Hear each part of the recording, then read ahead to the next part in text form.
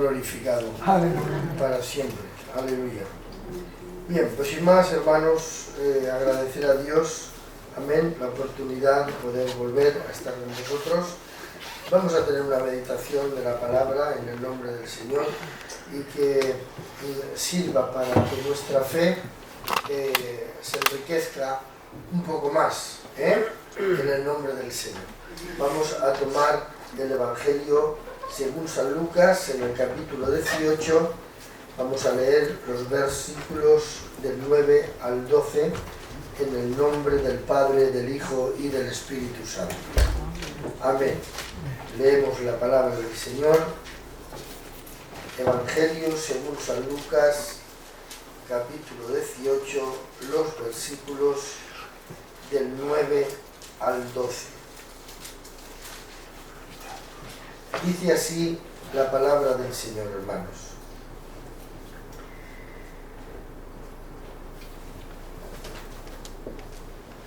A unos que confiaban en sí mismos como justos y menospreciaban a los otros, dijo también esta parábola.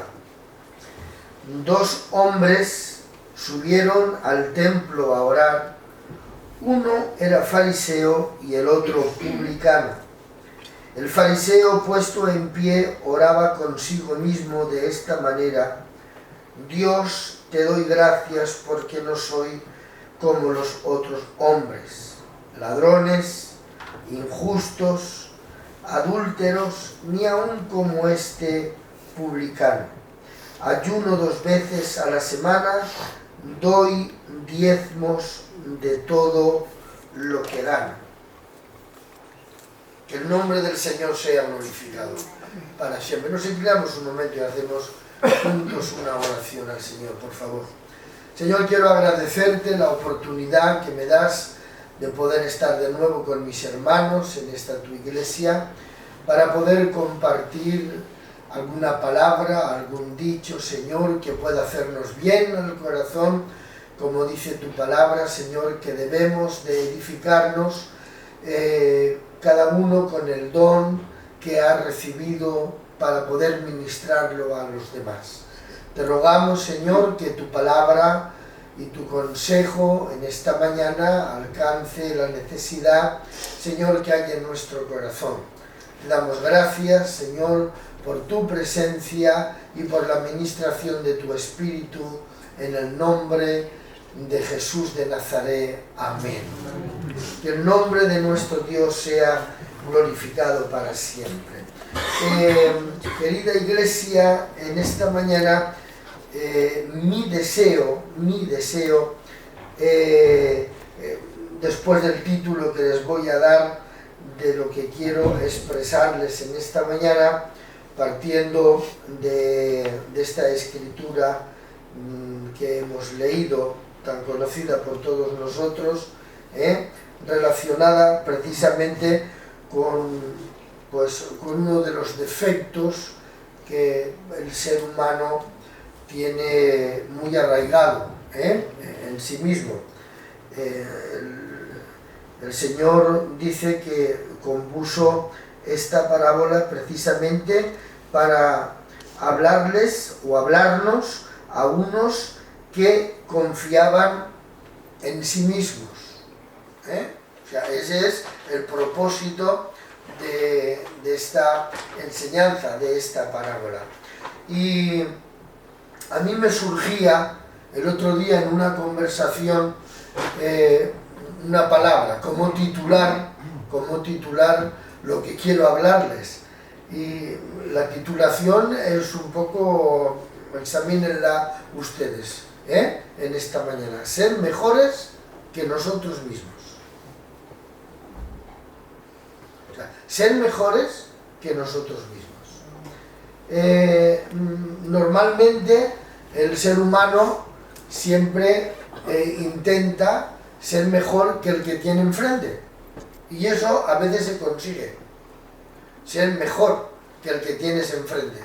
Pero ser mejor que uno mismo es realmente la tarea que el Evangelio nos plantea, porque uno puede ser mejor que el que se sienta a su lado o donde está trabajando, con las personas que estamos trabajando, podemos mejorar a la persona que tenemos al lado.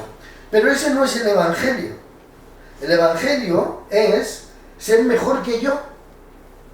Ese es el Evangelio. Y esa es precisamente la meta que en este capítulo nos muestra el Señor. Dice: a unos que confiaban en sí mismos como justos y menospreciaban a los otros. Dijo también esta parábola. Es decir, esta parábola no está diciendo que el fariseo era peor que el publicano. Estaba cumpliendo, pero no era mejor que él. O sea, la meta precisamente es contemplar no los errores de los demás, sino mis propios errores, mis propios defectos, para que a partir de ahí es cuando realmente voy a aplicar el Evangelio a mi propia vida, a mis deficiencias, de las exigencias que el Señor tiene para mi propia vida.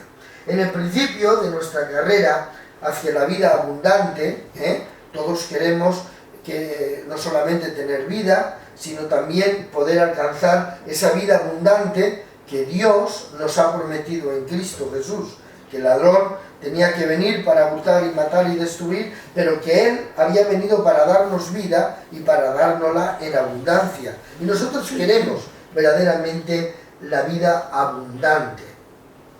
Se nos enseña que la constante en nuestra vida es reconocer a Dios en todos nuestros caminos. Quiere decirse que para poder alcanzar esa vida abundante prometida en Cristo, la constante en nuestra vida es tener que reconocer siempre a Dios en todos nuestros caminos. Esa es la constante en la vida del hombre y de la mujer de Dios que desea alcanzar esa vida en abundancia. Lo que el apóstol San Pablo decía muy bien cuando decía: estoy enseñado para estar en abundancia y para estar en escasez. La constante de él era vivir sometido a Dios en cualquier situación en la que se encontraba. De una manera muchísimo más comprensible, posiblemente, San Pablo, cuando hablaba de mejorar, decía que se golpeaba a sí mismo, que no golpeaba al aire, que se golpeaba a sí mismo, porque él era el que se tenía que mirar sus propios errores para mejorarse a él mismo. Ese era precisamente la constante del apóstol San Pablo. En 1 Corintios, en el capítulo 28, hay unos versículos que son importantes para poder darles a entender lo que es precisamente ser mejores que nosotros mismos. Primero, Primera de Crónicas, capítulo 28, los versículos 9 y 10.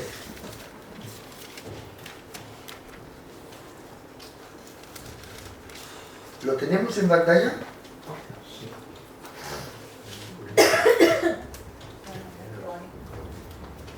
Primera de Crónicas, capítulo 28,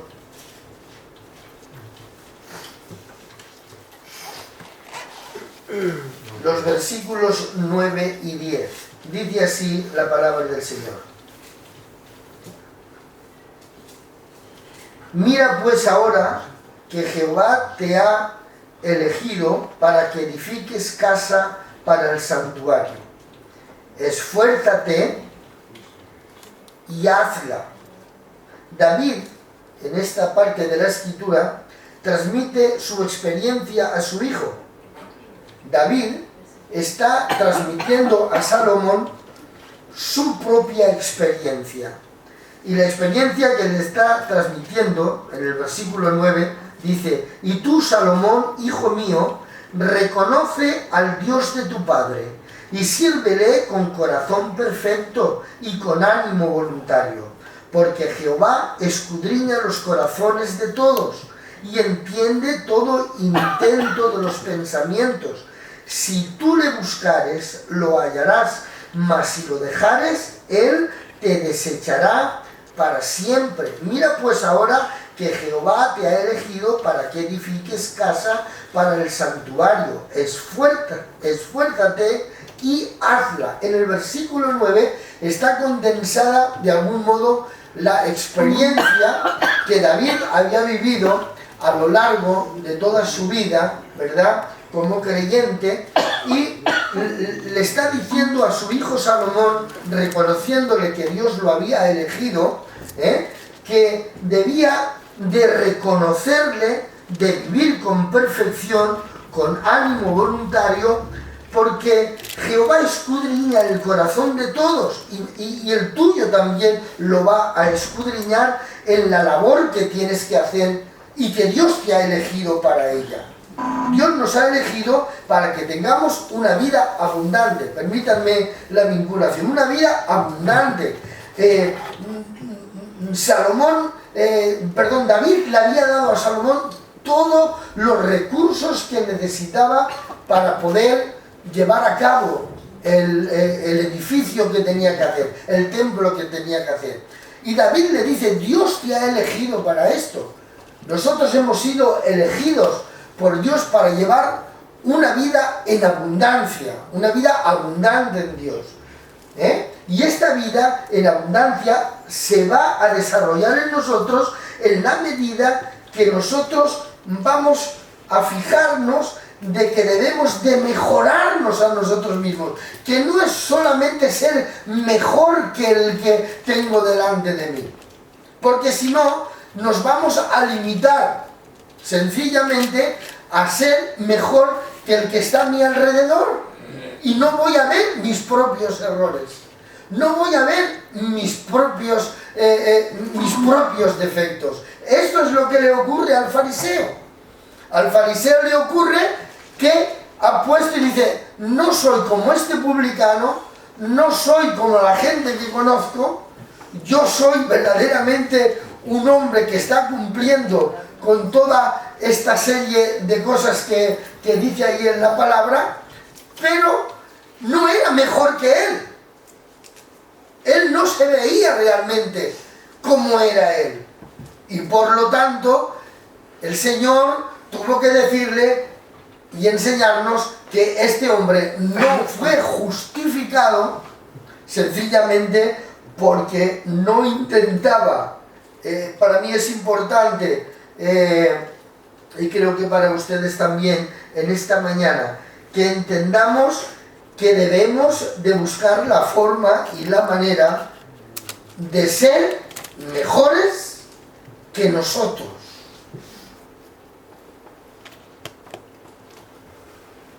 ¿Qué experiencia es la que transmite David a Salomón? No olvidarse de Dios. Tenlo siempre presente. Reconócelo en todos tus caminos. Porque eso es precisamente lo que va a hacer que la vida en abundancia vaya creciendo en nosotros. Jeremías, capítulo 18, los versículos 2 y 4. Jeremías, capítulo 18, los versículos del 2 al 4, dice así, hermanos. Levántate y vete a casa del alfarero, y a ti y allí te haré oír mis palabras. Y descendí a casa del alfarero, y he aquí que él trabajaba sobre la rueda, y la vasija de barro que él hacía se echó a perder en su mano, y volvió y la hizo otra vasija, según le pareció mejor hacerla. Dios envía a Jeremías a la casa donde se practica un oficio. Y es precisamente en esa casa donde Dios ha preparado para hablarle de lo que estaba ocurriendo entre Dios y entre su pueblo. lo manda a un lugar donde Dios va a hablarle. Dios elige los momentos, los lugares donde realmente Dios nos va a enseñar. Ahí estaba ocurriendo algo que Jeremías no entendía. Y había muchos lugares donde verdaderamente Dios podía llevarle para poder hablarle. Y a veces Dios elige los lugares porque siempre es Él el que va a elegir el momento y el lugar donde nos va a enseñar. A veces los lugares donde nos llevan no son lugares que sean cómodos para nosotros, como a Naamán el sirio. ¿A qué lugar lo llevó para poder enseñarle, para que aprendiera? No era un lugar muy cómodo para él, pero era el lugar donde iba a aprender la lección. Iba a ser sano no solamente de su lepra, sino de algo tan necesario y tan preciso para él, como era el orgullo que había en el interior de su vida. Y es Dios quien te está dirigiendo. Es Dios quien me está dirigiendo. Que a veces la incomodidad en la que nos lleva Dios, no, o donde nos coloca, o donde nos rodea, no va con nosotros. Quisiéramos cambiarla, pero es Dios quien está dirigiéndonos. ¿Podría Dios haberle llevado a otros lugares para poder hablarle? ¿Por qué ahí? Para dar una enseñanza de que es Dios el que nos lleva al lugar donde nosotros vamos a aprender, donde vamos a recibir la enseñanza para nuestra propia vida. En el nombre del Señor. Amén. Éxodo, capítulo 15, versículo 26.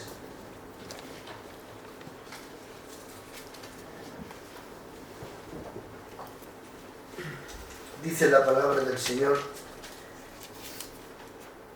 y dijo: si oyereis atentamente la voz de Jehová tu Dios, e hiciereis lo recto delante de sus ojos, y diereis oído a sus mandamientos, y guardareis todos sus estatutos, ninguna enfermedad de las que envié a los egipcios te enviaré a ti, porque yo soy Jehová tu sanador. Esta promesa que encontramos para el pueblo de Israel dentro del pacto hebreo, donde Dios promete, ¿verdad?, en cumplir. Éxodo 15, 26. Y dijo: si oyereis atentamente la voz de Jehová tu Dios, e hiciereis lo recto delante de sus ojos, y diereis oído a sus mandamientos, y guardareis todos sus estatutos, ninguna enfermedad de las que envié a los egipcios te enviaré a ti, porque yo soy Jehová tu sanador. Es una promesa para el pueblo, ¿verdad? Y es una experiencia que está, es algo que está dentro de lo que es el pacto hebreo. Pero, ¿qué es para la iglesia? En Romanos 15, 4, hablando de la abundancia que Dios quiere para nosotros y que está ahí para nosotros. Nuestra labor es ser mejor que nosotros, preocuparnos precisamente de esa labor tan importante. Romanos 15:4 dice la Biblia: porque las cosas que se escribieron antes para nuestra enseñanza se escribieron a fin de que por la paciencia y la consolación de las Escrituras tengamos esperanza. La importancia de las Escrituras para mantener la esperanza. Y esta escritura de Éxodo es una escritura que debe de esperanzarnos también a nosotros, aunque sea una escritura que determina en un momento para el pueblo hebreo unas prácticas de mandamientos, una práctica de ordenanzas y también que oyeran la voz, pero Pablo a los romanos también dice: las cosas que se han escrito para nuestra enseñanza. La importancia de la escritura en nuestra vida para poder alcanzar esa vida en abundancia para nosotros, de una manera que tenemos que estar, como decíamos, que reconocer al Señor en todos nuestros caminos, en el nombre del Señor. Amén. Miren, para terminar, en Efesios leemos capítulo 4, versículo 17 y 19, donde dice la palabra del Señor: esto pues digo y requiero en el Señor, que ya no andéis como los otros gentiles, que andan en la vanidad de su mente, teniendo el entendimiento entenebrecido, ajenos de la vida de Dios por la ignorancia que en ellos hay, por la dureza de su corazón, los cuales, después que perdieron toda sensibilidad, se entregaron a la lascivia para cometer con avidez toda clase de impureza. En Éfeso, donde nos hablaba en el estudio el hermano Tony, esos 3 años que se encontró San Pablo predicando, en Éfeso estaban los gentiles y los otros gentiles. Estaban los gentiles y los otros gentiles. Y en estos primeros versículos que hemos leído, dice: esto pues digo y requiero en el Señor, que ya no andéis como los otros gentiles, que andan en la vanidad de su mente, teniendo el entendimiento entenebrecido, ajenos de la vida de Dios por la ignorancia que en ellos hay, por la dureza de su corazón, los cuales, después que perdieron toda sensibilidad, se entregaron a la lascivia para cometer con avidez toda clase de impureza. Estos eran alguien que estuvieron convertidos, pero de algún modo se olvidaron de algo muy importante. Algo muy importante, que en el versículo 20 en adelante habla precisamente de los que se mantenían, diciendo: mas vosotros no habéis aprendido así a Cristo, si en verdad le habéis oído y habéis sido por él enseñados, conforme a la verdad que está en Jesús. Quiere decirse, la verdad que está en Jesús. ¿Cuál es la verdad que está en Jesús? Hermanos, Romanos capítulo 8, versículo 28 es una parte de la Escritura que se nos recuerda mucho en los momentos dolorosos, cuando estamos pasando dificultades, ¿verdad? Romanos capítulo 8, versículos 28 y 29 dice la palabra del Señor: y sabemos que a los que aman a Dios todas las cosas les ayudan a bien, esto es, a los que conforme a su propósito son llamados, porque a los que antes conoció también los predestinó para que sean hechos conformes a la imagen de su Hijo, para que Él sea el primogénito entre muchos enfermos. Esta escritura siempre nos la recordamos los unos a los otros en momentos cuando estamos pasando por dificultades, en momentos cuando estamos pasando por estrecheces, en momentos cuando es difícil ser cristiano. Nos recordamos que hay un propósito, pero muchas veces pasamos desapercibida la palabra que son llamados conforme al propósito. Salomón había sido, y David le reconoce que Dios lo había elegido para hacer algo físico, algo grande, un templo, pero era una obra externa. Pero la obra más tremenda a la que Dios realmente nos ha llamado a cada uno muy en particular es la obra interior de nuestra propia vida. El apóstol Pablo fue más cristiano que ministerio.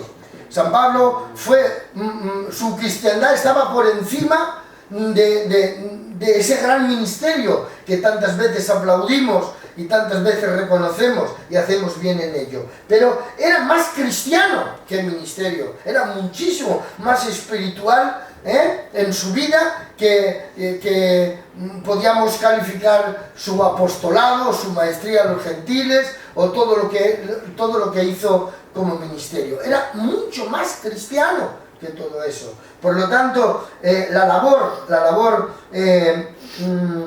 nuestra a lo largo de toda nuestra vida cristiana está precisamente en ser mejores que nosotros, porque si no corremos un grave peligro, el peligro de llegar a la meta del que está a mi alrededor.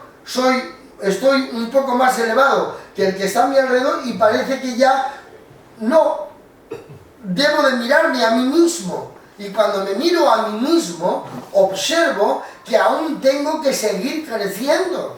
Yo, decía Pablo, siendo perfecto, dijo, aún no he alcanzado lo que realmente Dios me ha llamado a alcanzar. Y este versículo que terminamos de leer de Romanos, que nos recordamos los unos a los otros cuando no entendemos el dolor por el cual estamos pasando, cuando no entendemos la circunstancia por la que estamos pasando, cuando estamos en momentos realmente donde la mente parece que no puede entender tener a un Dios tan grande y que mi problema realmente no se resuelva. Dice, los que han sido llamados, dice, ¿para qué? Para que la imagen de su Hijo esté en nosotros. Y para terminar, hermanos, hablando de oficio, ya que hablábamos del alfarero, yo quiero terminar hablando del oficio de platero.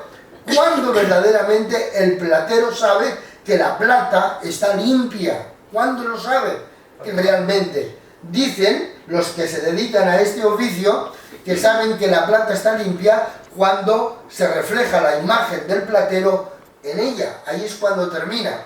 Y no recuerdo exactamente ahora dónde se encuentra el versículo en cuestión que les voy a hablar, pero sí que sé que está en Miqueas, donde dice que Dios se sentará, limpiará la plata, limpiará a los levitas, decía, la limpiará, quitará todas las impurezas, y quiere decirse que Dios está trabajando en nuestra vida de una manera muy especial y la mayoría de veces sin contar con nosotros, para ir purificando nuestra vida, para ir ordenando nuestra vida, y que nosotros a partir de este domingo tenemos una palabra más para que nosotros le demos vueltas a nuestra necesidad, que debemos de ser mejor que nosotros. Quédense eso en la cabeza y piensen por un instante que mi antimodelo soy yo mismo, que soy yo en quien me debo de fijar para mejorar, porque siempre va a haber cosas en mi vida que a Dios realmente le desagradan en mi propia vida. Amén. En el nombre de Jesús. Amén. Que Dios les bendiga mucho. Y como no nos veremos hasta el año que viene, pues que tengan ustedes una feliz Navidad. En el nombre del Señor.